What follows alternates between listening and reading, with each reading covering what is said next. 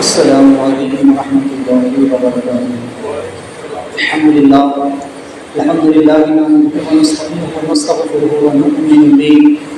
ونعوذ باللہ من شرور انفسنا ومن سیئات اعمالنا، من يهده الله فلا مضل له ومن يضلل فلا هادي له، ونشهد ان لا اله الا الله وحده لا شريك له ونشهد ان سيدنا ومولانا محمدا عبده ورسوله، فقد قال الله تبارك وتعالى في القرآن المجيد والفرقان الحميد: أعوذ بالله من الشيطان الرجيم، بسم الله الرحمن الرحيم. ولما جاء أمرنا نجينا شعيبا والذين آمنوا معه برحمة منا وأخذت الذين ظلموا الصيحة فأصبحوا في ديارهم جاثمين. صدق الله العظيم وبلغنا رسوله النبي الأمين المكين الكريم، لمن الشاهدين والشاكرين والحمد لله رب العالمين. آئیے آغاز گفتگو سے قبل ہمارا بڑی کر دیا ہے خلوص و محبت کے ساتھ محمد خزنہ کی جان مولا راہ حضور آقا امام مدینی کے تاجدار غریب کے گمرو صاحب جناب رحمت مجتبی محمد مصطفیٰ علیہ تحیۃ و ثنا صلی اللہ تبارک و تعالی وسلم کی بارگاہ میں بے پناہ میں درود و سلام و نذرانہ پیش کرتے ہیں۔ اللہم صلی علی سیدنا محمد طب القلوب دوائی وعافیۃ الابدان وشفائها ونور الابصار وضیائها وآلہ واصحابہ دائما ابدا۔ ایک مطلب لیجیے اللہم صلی اللہ علیہ وسلم ونجینا من عن جميع الاحوال والافات وتقضينا من عن جميع الحاجات وتطيبنا من عن جميع السيئات وترفعنا من مكان الدرجات وتبلغنا بالغاية من جميع الخيرات في الحياة بعد انك الشيء القديم رسول برکت کی ایک مطلب اللہم صلی صلاۃ کاملہ وسلم سلام متعمہ علی سیدنا محمد الذی الحج والترفع والمغفرة بالحرات الإمام بالرضاء وحسن الخواتم ويسر الكمام بوجهه الكريم وعلى آله وأصحابه بكل لمحة ونفس بعدد كل معلوم يا الله يا الله يا الله۔ حضرت سیدنا شعیب نبی علیہ السلام کا ذکر خیر شروع ہے، جس میں سے قبل ہم نے سماعت کیا کہ شعیب علیہ السلام نے اپنی قوم کو ایک طویل عرصے تک دعوت و تبلیغ کا فریضہ کے درمیان انجام دیا۔ جن لوگ خوش نصیبوں نے ایمان لانا تھا ایمان لائے، لیکن جن بدبختوں کی قسمت میں کفر تھا وہ کفر ہی پر اڑے رہے، بضد رہے اور آپ کو جھٹلاتے رہے، آپ کی آیتوں کو، آپ کی دین کو، آپ کی شریعت کو انہوں نے جھٹلایا، آپ کا مذاق اڑایا۔ لہٰذا جب شعیب علیہ السلام نے دیکھا کہ اب ان کی ایمان لانے کی کوئی امید نہیں ہے اور عذاب الہی بالکل قریب آ چکا ہے، تو آپ نے ان لوگوں سے کہا کہ تمہیں جو کرنا ہے وہ تم کرو اور جو مجھے کرنا ہے وہ میں کروں گا، یعنی تم اگر کفر و شرک کو نہیں چھوڑتے، میری دشمنی سے باز نہیں آتے اور خلاف شرع امور کرنے سے باز نہیں آتے، اسی طرح لوگوں کو دھوکہ دھڑی کر کے ان سے مال لوٹنا چاہتے ہو، تجارت میں جو غلط طریقے استعمال کرتے ہو، اب تمہارا معاملہ تمہارے حوالے ہے اور مجھے جو کرنا ہے اپنے رب کی بندگی کرنا ہے، مجھے تو تمہیں تبلیغ کرتے ہی رہنا ہے، لہٰذا میں اپنا کام کرتے رہوں۔ لہٰذا جب شعیب علیہ السلام یہ آخری باز فرما کر تشریف لے گئے تو اللہ تعالیٰ ارشاد فرماتا ہے وَلَمَّا جَاءَ أَمْرُنَا نَجَّيْنَا شُعَيْبًا وَالَّذِينَ آمَنُوا مَعَهُ بِرَحْمَةٍ مِنَّا وَأَخَذَتِ الَّذِينَ ظَلَمُوا الصَّيْحَةُ فَأَصْبَحُوا فِي دِيَارِهِمْ جَاثِمِينَ۔ اور جب ہمارا حکم آیا تو ہم نے شعیب اور اس کے ساتھ کے مسلمانوں کو اپنی رحمت فرما کر بچا لیا اور ظالموں کو چنگھاڑ نے آ لیا تو صبح اپنے گھروں میں گھٹنوں کے بل پڑے رہ گئے۔ لہٰذا شعیب علیہ السلام نے جب قوم کو دعوت و تبلیغ دی اور قوم نے نہیں مانا اور جب وہ عذاب بالکل قریب آیا تو اللہ تعالیٰ فرماتا ہے وَلَمَّا جَاءَ أَمْرُنَا نَجَّيْنَا شُعَيْبًا وَالَّذِينَ آمَنُوا مَعَهُ بِرَحْمَةٍ مِنَّا، کہ ہم نے شعیب کو بچا لیا۔ ہمارا جو امر تھا، جو ہمارا حکم تھا، جو چیز ازل سے لکھی جا چکی تھی، علم الہی میں موجود تھی، کیونکہ اللہ تعالیٰ عالم الغیب اور دنیا کے بننے سے بھی پہلے، جب اللہ نے دنیا کو بنانا چاہا اس سے بھی پہلے اللہ تعالیٰ کے علم میں ہر چیز موجود تھی۔ کتنے لوگ پیدا ہوں گے، کتنے انبیاء آئیں گے، کتنی اقوام ہوں گی، کس کا معاملہ کیا ہوگا، کون ایمان لائے گا، کون کفر کرے گا، کون نیک اعمال کرے گا، کون برے اعمال کرے گا، کون جنتی ہوگا، کون جہنمی ہوگا، یہ سب کچھ اللہ کے علم میں پہلے سے موجود ہے۔ اور یہ تمام چیزیں اللہ تبارک و تعالیٰ نے لوح محفوظ میں لکھ رکھی۔ ہے نا؟ اللہ نے ہر چیز کا علم، ہر چیز کا بیان لوح محفوظ میں لکھ دیا۔ اللہ نے جب قلم کو پیدا فرمایا تو فرمایا اکتب، قلم سے اللہ نے کہا کہ لکھ، تو قلم نے کہا کہ مولا میں کیا لکھوں؟ فرمایا اکتب ما کان و یکون، لکھ جو کچھ ہو چکا، جو ہونے والا، جو ہوگا۔ تو قلم نے سب کچھ لکھ دیا، تو لوح محفوظ پر ہر چیز لکھی ہوئی ہے۔ تو رب نے فرمایا وَلَمَّا جَاءَ أَمْرُنَا، جب ہمارا امر آیا، ہمارا حکم آیا، وہ جو ازل سے مقدر تھا اس قوم کے لیے، کیونکہ اللہ جانتا تھا کہ شعیب علیہ السلام کی قوم میں کون لوگ ایمان لائیں گے اور کون ایمان نہیں لائیں گے، تو پھر ان کے ایمان نہ لانے پر جو عذاب ان کے لیے مقدر کیا گیا تھا اور جو اس کی ٹائم لائن آ گئی تھی، جو اس کا وقت لکھا ہوا تھا کہ وہ عذاب کس وقت میں اترنا ہے، کب آنا ہے، لہٰذا وہ عذاب اللہ تبارک و تعالیٰ نے نازل فرمایا۔ تو لہٰذا فرماتے کہ شعیب علیہ السلام کو ان کے ایمان والے امتیوں کے ساتھ، جن کی تعداد اس وقت 1.5 لاکھ کے قریب تھی، 1.5 لاکھ وہ ایمان والے جو شعیب علیہ السلام کا کلمہ پڑھ کر مسلمان ہو چکے تھے اور آپ کے ساتھ تھے، اللہ نے ان سب کو اس عذاب سے بچا لیا۔ لہٰذا فرمایا کہ ہمارے پیارے نبی شعیب علیہ السلام کی جو لوگ تابع فرمان ہو گئے تھے، رحمتم منا، تو اپنی رحمت سے ہمیں فرمایا نجینا شعیب والذین، کہ ہم نے شعیب علیہ السلام کو اور جو ان پر ایمان لائے تھے ان ایمان والوں کو ہم نے بچا لیا، رحمتم منا، اپنی رحمت سے، اپنے فضل سے، اپنے کرم سے ہم نے ان کو بچا لیا، اس لیے کہ دنیا دار العمل ہے اور آخرت دار الجزا ہے۔ دنیا میں انسان جیسے اعمال کرے گا، آخرت میں اس کی ویسی سزا و جزا پائے گا، لیکن اہل سنت والجماعت کا عقیدہ یہ ہے کہ اللہ تبارک و تعالیٰ جب کسی پر رحمت فرماتا ہے تو محض اپنے فضل سے اس پر رحمت فرماتا ہے۔ یہ بات اور ہے کہ انسان کے نیک اعمال اس کا ذریعہ بن جاتے ہیں، ورنہ رب تعالیٰ چاہے تو بغیر کسی کے عمل پر بھی کسی پر رحمت فرماتا ہے، یہ اس کی مرضی ہے، یہ اس کا فضل ہے، وہ جس پر چاہے بے حساب اس کو عطا فرماتا ہے۔ تو فرمایا رحمتم منا، اپنی رحمت سے ہم نے ان کو بچا لیا۔ تو چونکہ ان پیاروں کے اعمال کا بدلہ انہیں تو آخرت میں دیا جائے گا، اور وہ ہمارے وعدہ کرم کے مطابق ان اعمال کے مستحق اور انعام و خیر جزا اور اعمال یہ تھے، ہے نا، یعنی انہوں نے جو نیک اعمال کیے، وہ جو ایمان لائے اور وہ جو نیک اعمال کرتے رہے، عبادات کرتے رہے، تو اس کا صلہ ان کو تو آخرت میں ملنا ہی ملنا، اس کی جزا، اس کا انعام ہم انہیں آخرت میں ضرور دیں گے، کیونکہ وہ اعمال دنیا میں ختم نہیں ہو سکتے،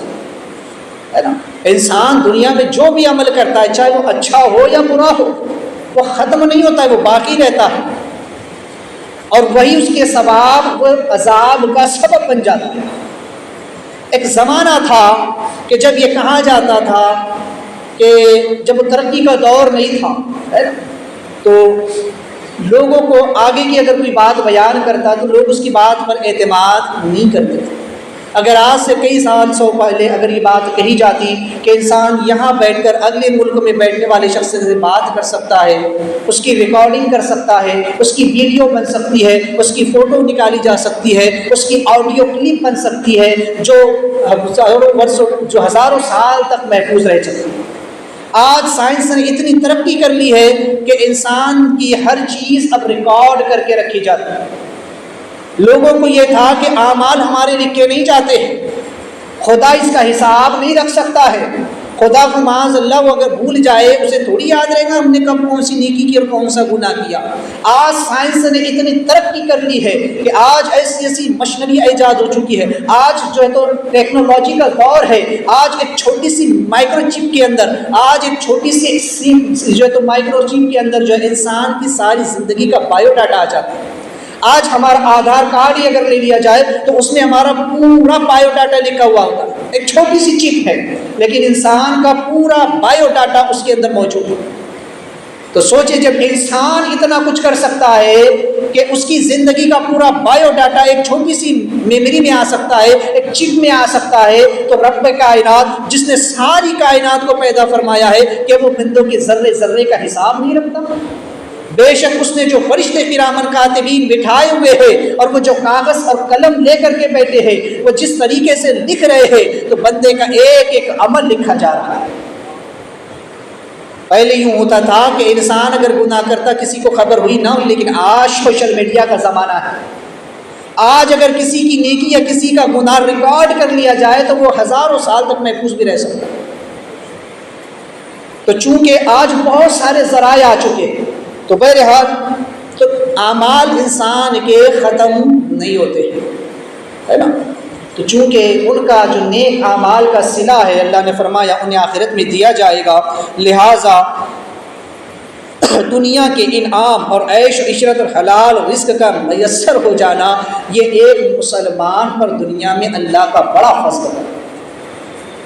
دنیا کیا ہے؟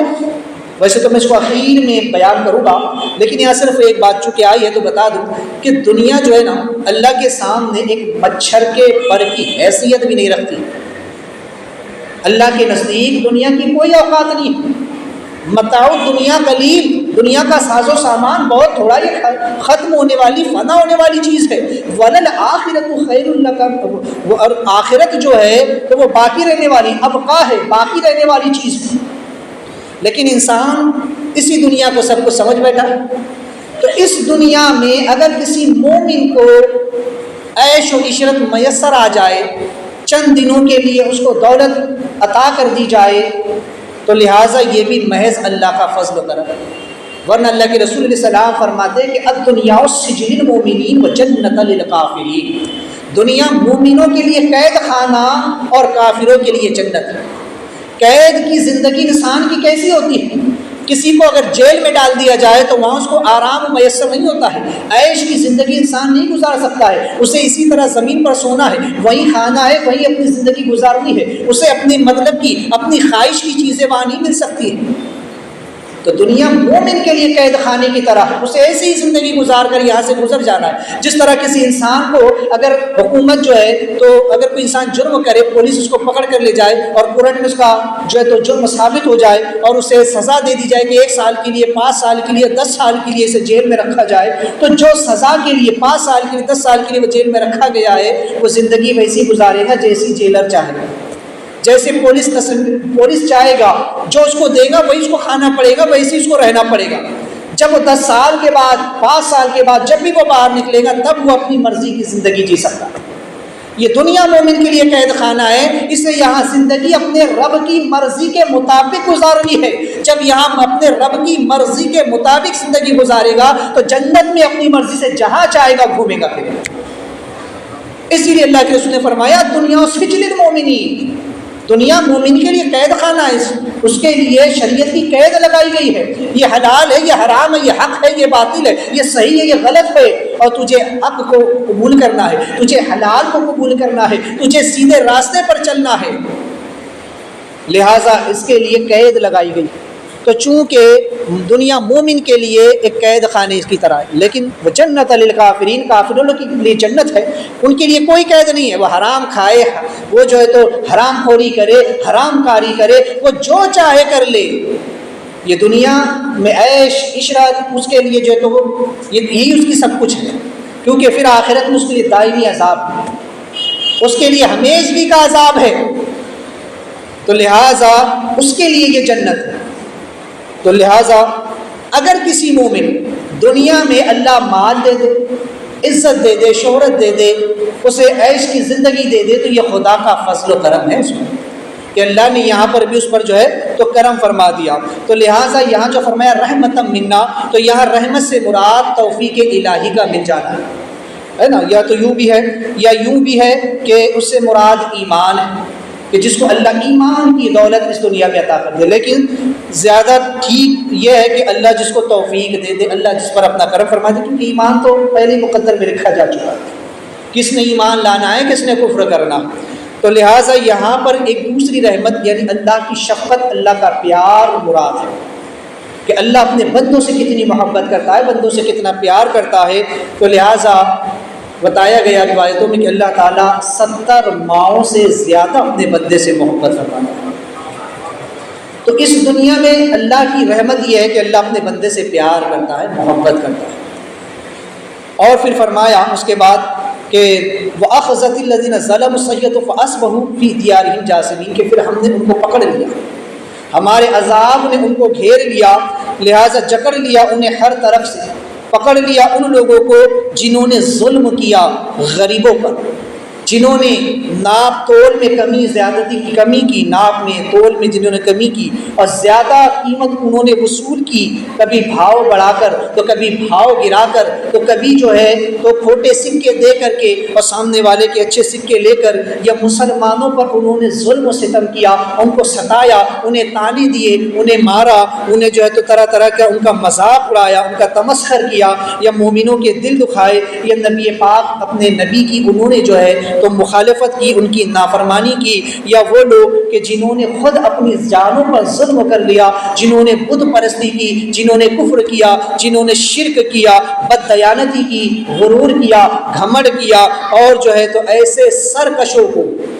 ایسے ظالموں کو ہمارے عذاب نے پکڑ لیا۔ کیسا عذاب کیسا تھا؟ ظلم الصیحۃ فاصبحوا، ہے نا، یعنی کہ پھر جو ہے وہ ایسا تھا کہ ایک چنگار تھی زبردست قسم کی، ہے نا، ایک زبردست قسم کی آواز تھی۔ اب وہ آواز کیا تھی اس میں علماء کا اختلاف ہے۔ بعض فرماتے ہیں کہ یہ حضرت سیدنا جبریل علیہ السلام کی آواز تھی، بعض روایتوں میں کہ جبریل علیہ السلام نے ایک دہاڑ ماری، ایک آواز نکالی، بعض میں ہے کہ حضرت جبریل علیہ السلام نے کہا کہ موتو جمیعاً، تم سب مر جاؤ، اور بعض میں ہے کہ کسی اور فرشتے نے، تو غرض کے مختلف روایت کے ساتھ یہ کہ ایک آواز ان کے اوپر آئی اور ایک زلزلہ پیدا ہوا، جس کے سبب ان کے سارے مکانات جو ہے تو دھس گئے اور وہ لوگ جو ہے تو وہیں پر ڈھیر ہو کر کے رہ گئے۔ حضرت ابن عباس رضی اللہ تعالیٰ عنہ فرماتے ہیں کہ ہر معذب قوم کو نئے نئے طریق سے عذاب میں مبتلا کیا۔ بہت سارے انبیاء کرام علیہ السلام ایسے ہیں کہ جن کی قوموں نے ان کو جھٹلایا، ان کی تکذیب کی، ان کا انکار کیا، تو ان کو کہا جاتا ہے معذب، یعنی کہ جھٹلانے والے، انکار کرنے والے۔ تو ان کو اللہ نے طرح طرح کے عذابوں میں مبتلا فرمایا، جیسا کہ آپ سن چکے حضرت نوح علیہ السلام، آپ کی قوم پر طوفان کا عذاب آیا، 40 دن تک آسمان سے بارش برستی رہی، زمین سے پانی نکلتا رہا، پتھروں سے پانی نکلتا رہا، سیلاب آتے رہے۔ ہود علیہ السلام، ہے نا، اور جو ہے تو ان کی قوم پر ہوا کا عذاب ہے۔ اسی طرح جو ہے موسیٰ علیہ السلام کی قوم پر آپ دیکھیں گے تو الگ الگ طرح کے عذابات ہیں، مینڈک کا عذاب، اون کا عذاب، جوؤں کا عذاب، جونک کا عذاب، ہے نا، الگ الگ طرح کے، الگ الگ اقسام۔ تو بہت سارے انبیاء علیہ السلام پر آئے، لیکن فرماتے ہیں کہ شعیب علیہ السلام اور صالح علیہ السلام کی 2 ایسی امتیں ہیں جنہیں ایک قسم کے عذاب میں مبتلا کیا۔ جیسا عذاب صالح علیہ السلام کی قوم پر آیا تھا، اسی قسم کا عذاب حضرت شعیب علیہ السلام کی قوم پر آیا، جس نے انہیں تباہ و برباد کر کے رکھ دیا۔ اس کی صورت یہ تھی، اس عذاب کی کیفیت یہ تھی کہ وہ جس بستی میں رہا کرتے تھے، جس علاقے میں وہ رہتے تھے، رات کے وقت وہاں پر اچانک گرمی بڑھ گئی، اتنی تیز گرمی ہو گئی رات کے وقت میں کہ ان لوگوں کو باہر نکلنا پڑا۔ تو وہ جو کافر تھے وہ بستی کے باہر نکل گئے، شہر سے باہر، اپنے گاؤں سے باہر نکل کر میدان میں آ گئے، اور جہاں پر بہت سے پیڑ تھے وہ وہاں جا کر کھڑے ہو گئے۔ ایک بادل نمودار اور ہوائیں چلنے لگی، ان کو لگا کہ اب جو ہے تو ہم نے کچھ راحت ملے گی، اس بادل سے پانی برسے گا اور یہ جو گرمی ہے یہ ختم ہو جائے گی، لہٰذا یہ گرمی جو ہے تو چلی جائے گی۔ لیکن ہوا یوں کہ اس بادل سے بجائے پانی برسنے کے آگ برسنے لگی، وہ بادل سے آگ کی بجلیاں گری، آگ برسی، اور یہ لوگ وہیں پر جل بھن کر خاک ہوئے۔ اور اسی وقت ٹھیک جبریل علیہ السلام نے بھی یہ آواز لگائی، آپ نے ایک آواز نکالی کہ موتو جمیعاً، کہ تم سب مر جاؤ۔ وہ آواز اس قدر ہولناک تھی کہ جب وہ زمین کے اس حصے سے ٹکرائی تو وہاں پر زلزلہ پیدا ہوا، ہے نا۔ میں نے اس سے قبل بھی ایک چیز بیان کر چکا ہوں صالح علیہ السلام کے جس میں نے بتایا کہ صالح علیہ السلام کی قوم پر بھی چنگاڑ آئی تھی، اس وقت بھی ایک جو ہے تو آواز جبرائیل علیہ السلام نے دیگر فرشتے نے کی تھی، جس کے سبب سے وہ آواز ٹکرائی تھی، ہے نا۔ میں نے اس وقت بتایا تھا کہ آواز میں بھی طاقت ہوتی ہے نا۔ جیسے اگر کسی دیوار کے سامنے انسان بولے تو وہاں سے وہ آواز ٹکرا کر کے واپس آتی ہے نا، جس کو صدائے بازگشت کہا جاتا ہے۔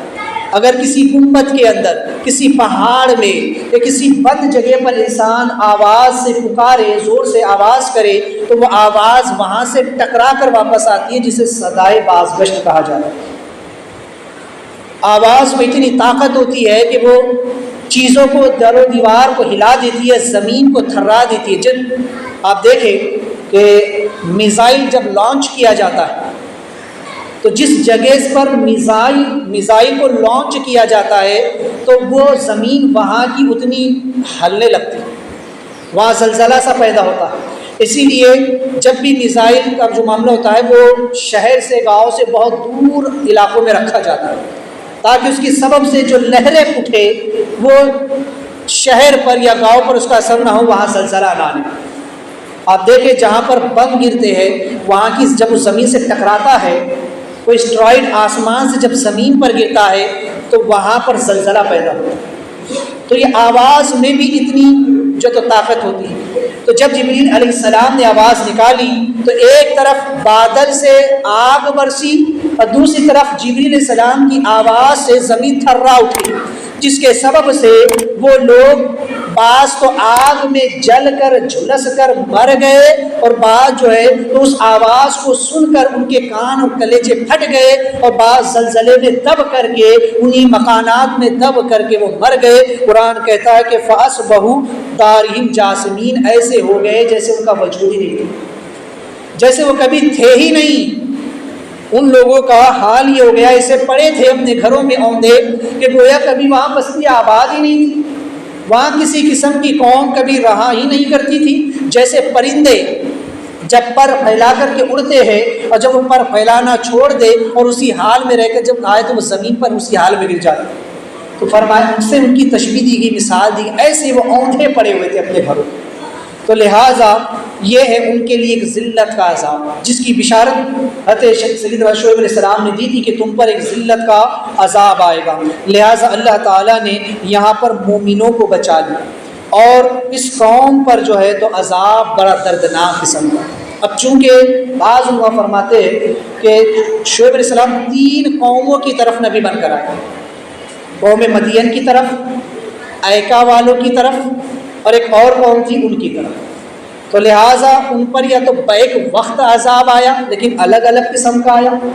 بعض فرماتے کہ تو الگ الگ وقت میں ان پر عذاب آیا۔ بہرحال تو چونکہ بعض کا یہ کہنا ہے کہ قوم مدین پر آگ برسائی گئی، جبکہ قوم ایکا والے یعنی ایکا میں جو لوگ تھے وہ لوگ جو ہے تو ان پر جو ہے تو چنگھاڑ آئی یعنی آواز آئی۔ بہرحال جو بھی ہو، تو یہ ہے کہ جن قوموں نے انبیاء علیہ السلام کا انکار کیا تو اللہ تبارک و تعالیٰ نے ان قوموں کو تباہ و برباد کر دیا۔ لہٰذا ان لوگوں کو بستی سے باہر نکالا گیا۔ بستی کے اندر ایسی گرمی پیدا ہوئی کہ یہ لوگ باہر نکلنے پر مجبور ہو گئے۔ تو لہٰذا جب اللہ کا عذاب آتا ہے تو اللہ تعالیٰ ایمان والوں کو بچا لیتا ہے، لیکن ظالموں پر اس کی سخت گرفت ہوتی ہے۔ ان بطش ربک لشدید، بے شک اللہ کا عذاب بڑا دردناک ہوتا ہے۔ یا تو ایمان والوں کو بستی سے نکال لیا جاتا ہے، جیسے کہ اس سے قبل سنا ہم نے کہ حضرت نوح علیہ السلام کو بھی کشتی میں سوار کروا دیے گئے ایمان والوں کے ساتھ۔ لوط علیہ السلام کی قوم پر جب عذاب آنے والا تھا پتھروں کا تو آپ کو حکم ہوا کہ آپ اپنے ماننے والوں کو لے کر بستی سے نکل جائیں اور کافروں کو بستی ہی میں رہنے دیں تاکہ ان پر عذاب آئے۔ ایسے ہی حضرت صالح علیہ السلام کو حکم ہوا کہ آپ بستی سے باہر چلے جائیں ایمان والوں کو لے کر، جبکہ یہاں پر کافروں کو بستی سے باہر نکالا گیا، ایمان والے تو اسی بستی میں رہ گئے اور کافروں کو اللہ نے بستی سے باہر نکال کر ان کو ہلاک و برباد کر دیا۔ جیسے موسیٰ علیہ السلام کے وقت میں فرعونیوں کو اللہ نے مصر سے نکال کر دریائے نیل میں لا کر کے ڈبو دیا۔ تو یہ اللہ کی حکمتیں ہیں، جس کو چاہتا ہے نکال دیتا ہے، جس کو چاہتا ہے پھر وہ عذاب میں مبتلا فرما دیتا ہے۔ تو لہٰذا نبی کی موجودگی میں عذاب نہیں آتا، اور جب عذاب آنا امر تقوینی ہو جائے، اللہ رب العالمین کا جب فیصلہ حتمی آ جائے کہ اب اس قوم پر عذاب آنا ہے، تو یا تو نبی کو وہاں سے نکال دیا جاتا ہے یا پھر کافروں کو وہاں سے نکال دیا جاتا ہے۔ تو نبی کی موجودگی اس بات کی دلیل ہوتی ہے کہ اس قوم پر عذاب نہیں آتا، کیونکہ اللہ ایمان والوں کو کافروں سے جدا کر دیتا ہے، حق کو باطل سے جدا کر دیتا ہے، اور اللہ حق کی حفاظت فرماتا ہے اور باطل کو تباہ و برباد فرماتا ہے۔ اللہ حلال کو حرام سے جدا کر دیتا ہے، اللہ حلال کی حفاظت فرماتا ہے اور حرام کو تباہ و برباد کر دیتا ہے۔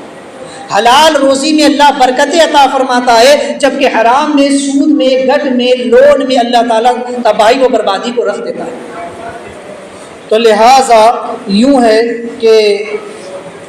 اللہ تبارک و تعالیٰ حلال چیزوں میں برکت عطا فرماتا ہے، اور جو نبی کے دامن میں آ جائے، جو نیکوں کے دامن، جب تک ہے نا اس قوم پر عذاب نہ آنے، اس بات کی دلیل ہے کہ حضور علیہ السلام اب بھی ہم میں جلوہ فرما،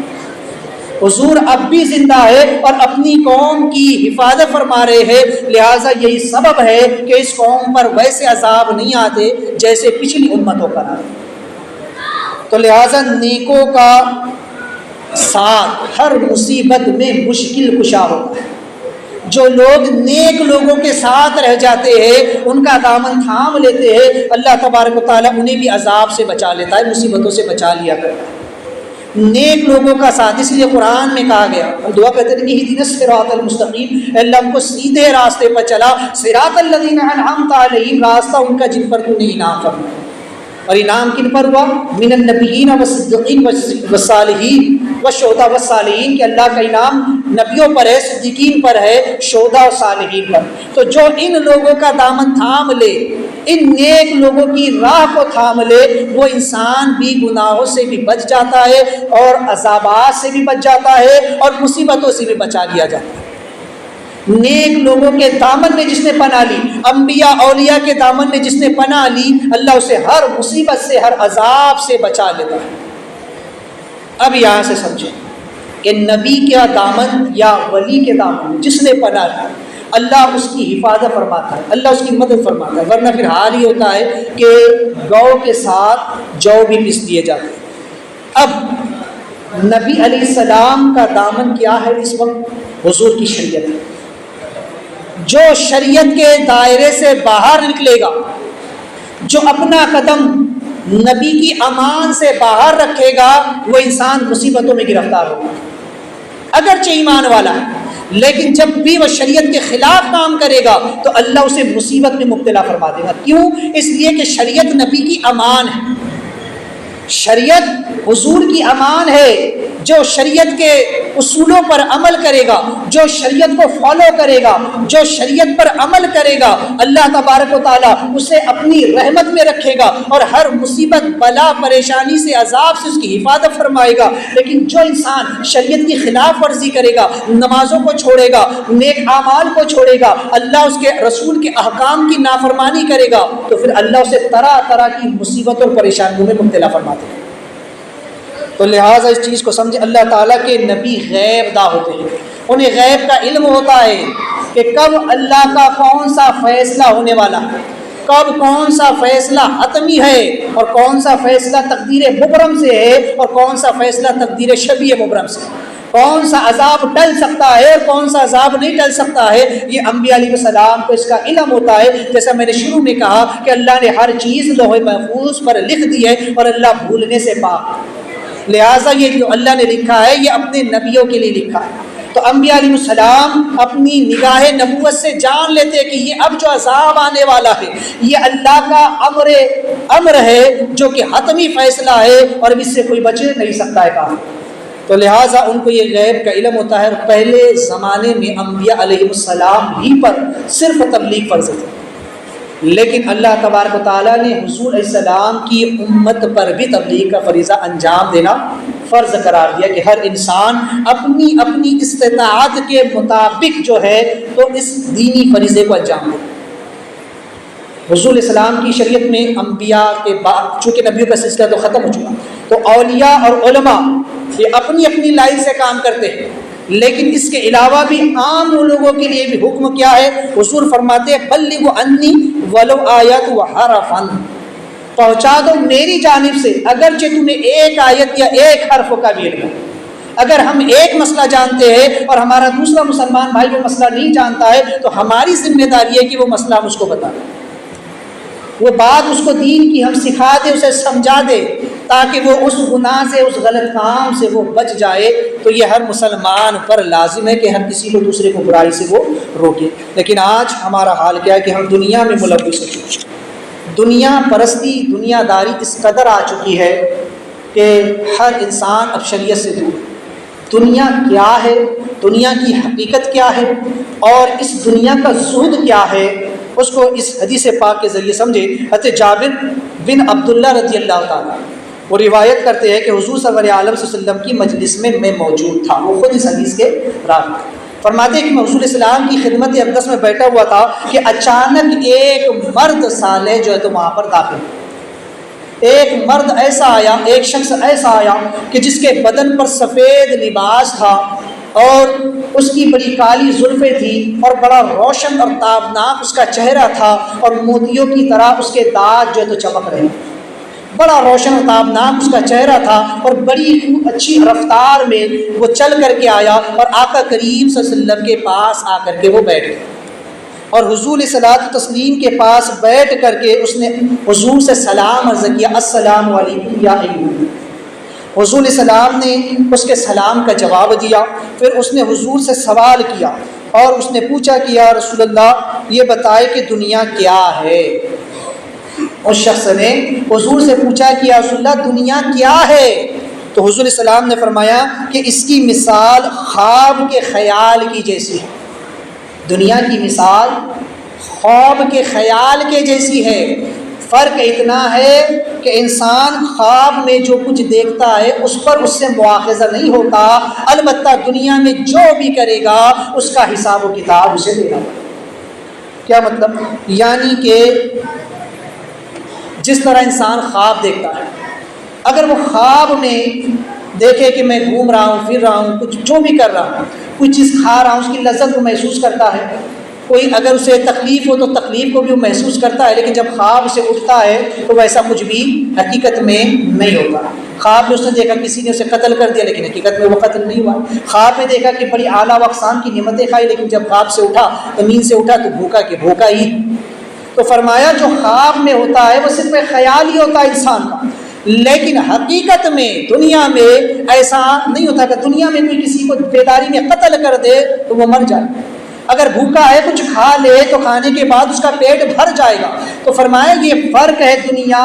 اور خواب کے درمیان، لہٰذا فرمایا کہ دنیا میں تمام اعمال کی جزا یا اسے سزا ملے گی۔ پھر پوچھا گیا کہ یا رسول اللہ آخرت کیا ہے؟ دنیا تو پتہ چل گئی، آخرت کیا ہے؟ تو فرمایا کہ وہاں کی زندگی دائمی زندگی ہے،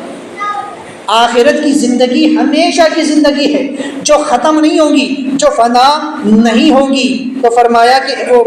وہاں جو ہے تو دائمی زندگی، ایک گروہ بہشت میں جائے گا، ایک گروہ جنت میں جائے گا اور ایک گروہ جو ہے تو جہنم میں جائے گا۔ اب دو ہی باتیں ہوں گی، یا تو کوئی جنت میں جائے گا یا کوئی جہنم میں جائے گا، تیسرا تو کوئی مرحلہ نہیں ہوگا۔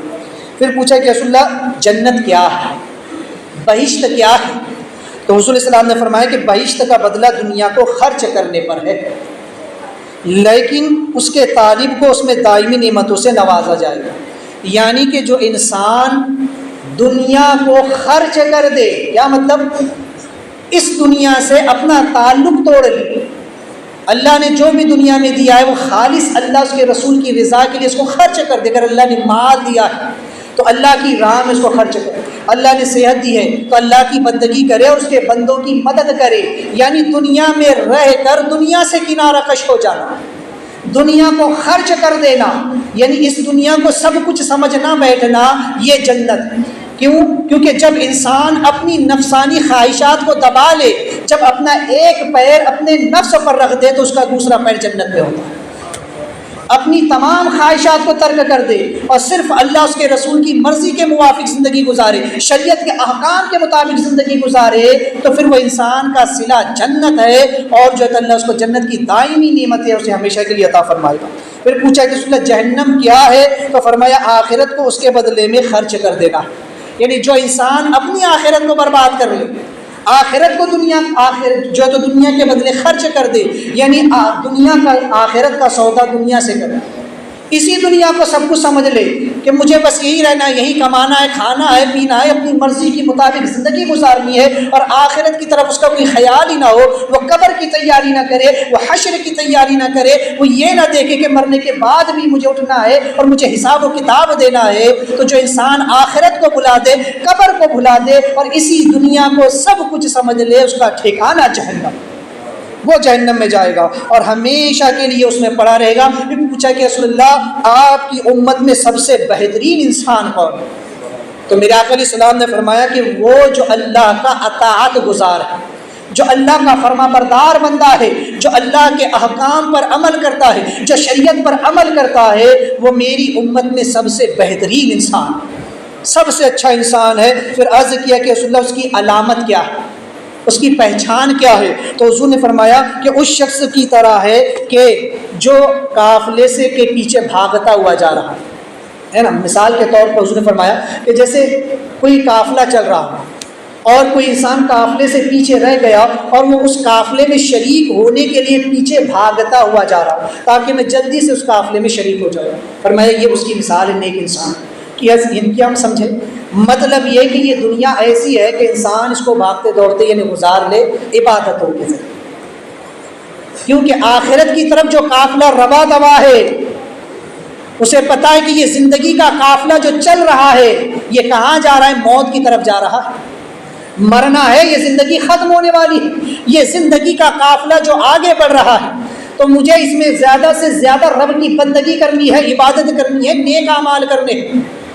جس طرح کوئی انسان قافلے سے پیچھے رہ جائے اور وہ سوچے کہ میں جلدی جلدی دوڑوں تاکہ قافلے میں شریک ہو جاؤں، تو جس طرح راستے میں اگر بہت ساری چیزیں بھی ہو نا اس کی طرف توجہ نہیں کرتا۔ ایک انسان جو سفر میں راستے میں پیچھے رہ جائے اور اسے یہ فکر ہو کہ مجھے اپنے ساتھیوں سے جا کر ملنا ہے، مجھے قافلے میں شریک ہونا ہے، تو اگر راستے میں کتنی بھی اچھی دکان لگی ہو نا تو وہ کہنا نہیں کہ مجھے یہاں نہیں ٹھہرنا ورنہ قافلہ اور آگے نکل جائے گا۔ فرمایا یہ دنیا کی مثال ایسی ہے کہ تیری زندگی موت کی طرف بڑھ رہی ہے، تجھے فوراً اس کی طرف دوڑ کر کے جانا ہے کہ نہیں میں نے تو آخرت کی تیاری کرنی ہے۔ دنیا کی لذتیں، دنیا کی شہوتیں اور یہ دنیا کی خواہشات اگر تجھے راستے میں روکنا بھی چاہے تو تو نہ رکے بلکہ دوڑ کر کے چلا جائے، یہ اس کی مثال ہے۔ فرمایا پھر ایسے کہ رسول اللہ دنیا کی رہائش کی مثال کیسی ہے، یعنی دنیا میں جو ٹھہرنے کی مثال ہے وہ کیسی ہے؟ تو اس نے فرمایا جیسے کوئی قافلہ سے بچھڑ کر تھوڑا سستانے کے لیے ٹھہر جائے، ہے نا۔ کوئی انسان قافلے سے بچھڑ جائے، اس کا قافلہ آگے نکل جائے، رہ جائے، بیچارہ چلتے چلتے تھوڑی دیر کے لیے تھک جائے کہ نہیں تھوڑا سا میں رک جاتا ہوں 5-10-15 منٹ، اور وہ تھوڑا سست آنے کے لیے، تھوڑا سا آرام کرنے کے لیے 5-10 منٹ کے لیے جو بیٹھ جاتا ہے نا، فرمایا بس یہ دنیا کی مثال۔ اتنا انسان کو دنیا میں جو ہے تو دل لگانا چاہیے کہ بس تھوڑی میری ضرورتیں پوری ہو جائے، زندگی گزارنے کے لیے جو کام مجھے کرنا ہے بس وہ پورا ہو جائے، باقی سارا وقت اللہ کی بندگی کے لیے اور نیک اعمال کے لیے اسے وقف کر دینا چاہیے۔ فرمایا کہ پھر عرض کی کہ رسول اللہ دنیا و آخرت کے درمیان کتنی دیر ہے، دنیا اور آخرت کے درمیان کتنی دیر ہے؟ تو رسول اللہ السلام نے فرمایا جتنی دیر پلک جھپکنے میں، بس اتنی ہی دیر باقی ہے کہ انسان اپنی پلک جھپکائے نا، بس اتنا ہی وقفہ ہے دنیا اور آخرت کے درمیان۔ لیکن ہم کیا سمجھ بیٹھے، بس یہ دنیا سب کچھ ہے، ابھی تو مجھے اور جینا ہے، ارے ابھی کیا، ابھی تو بولے بھی بچپن ہے، ابھی تو جوانی ہے، بولے ابھی جو کرنا ہے وہ کر لیں گے، دیکھیں گے بڑھاپے میں توبہ کر لیں گے، تب جا کے اللہ اللہ کریں گے، تب جا کے مسجد کا کونا پکڑیں گے۔ بھائی زندگی کا کوئی بھروسہ نہیں، اس میں کب موت آ جائے، پلک جھپکنے کی دیر ہوتی ہے۔ اور انسان کبھی کوئی بچہ ہو، کوئی جوان ہو، کوئی بوڑھا ہو، موت کسی پر رحم نہیں کرتی۔ تو لہٰذا فرماتے کہ پھر وہ یہ سوال کرنے کے بعد وہ جوان چلا گیا، باہر نکل کر وہ اوجل ہو گیا۔ تو حضور السلام نے فرمایا کہ تم جانتے ہو یہ کون تھے؟ فرمایا جبریل علیہ السلام تھے جو تمہیں دنیا کا زہد سکھانے کے لیے آئے تھے۔ یہ اس لیے آئے تھے تاکہ تمہیں پتہ چلے کہ دنیا کیا ہے، آخرت کیا ہے، اور دنیا میں زندگی انسان کو کیسے گزارنی ہے۔ تو یہ دنیا ہے، لیکن آج ہم اسی دنیا کو سب کچھ سمجھ بیٹھے ہیں، تو لہٰذا اس روایت سے انسان کو سبق اور درس لینا چاہیے۔ یہ دنیا بڑی مختصر ہے، متاع دنیا قلیل، دنیا کا ساز و سامان بہت تھوڑا ہے، اور آخرت ہمیشہ رہنے والی ہے، اس لیے انسان کو آخرت کی فکر کرنا چاہیے، اور وہ کام اور وہ اعمال کرنے چاہیے جو آخرت میں اس کے لیے بھلائی کا سبب بنے۔ دعا ہے کہ اللہ تعالی ہم تمام کو نیک اعمال کی توفیق عطا فرمائے۔ حضرت نماز کے مسائل کا جو سلسلہ شروع تھا، کسی شخص کے چہرے کی طرف نماز منہ کر کے نماز پڑھنا مقروء تحریمی اور ناجائز و گناہ ہے نا، یعنی کہ اگر کوئی شخص بیٹھا ہوا ہے تو اس کے سامنے منہ کر کے، ہے نا، کوئی جیسا اس طرف منہ کر کے بیٹھا ہے، میں ہوں جس طرح میرا رخ ادھر ہے، اور کوئی سامنے میں منہ کر کے نماز پڑھے، اپنی نماز کو اگر وہ شروع کرے تو نماز تو مقروء تحریمی ہوگی ہی ہوگی، وہ شخص گناہ گار بھی کہ اس نے ایسے شخص کے سامنے نماز شروع کی جس کا چہرہ خود اس کی طرف ہے نا، تو لہٰذا اس صورت میں اس کی نماز بھی مقروء تحریمی اور وہ شخص بھی گناہ گار ہوگا۔ ہاں اگر کبھی نمازی اور اس بیٹھنے والے شخص کے درمیان کوئی چیز حائل ہو، کوئی پردہ حائل ہو، کوئی چیز ہو جس سے وہ اسے نظر نہ آئے، یا اس کے درمیان آڑ ہو جائے، تو پھر کراہت نہیں،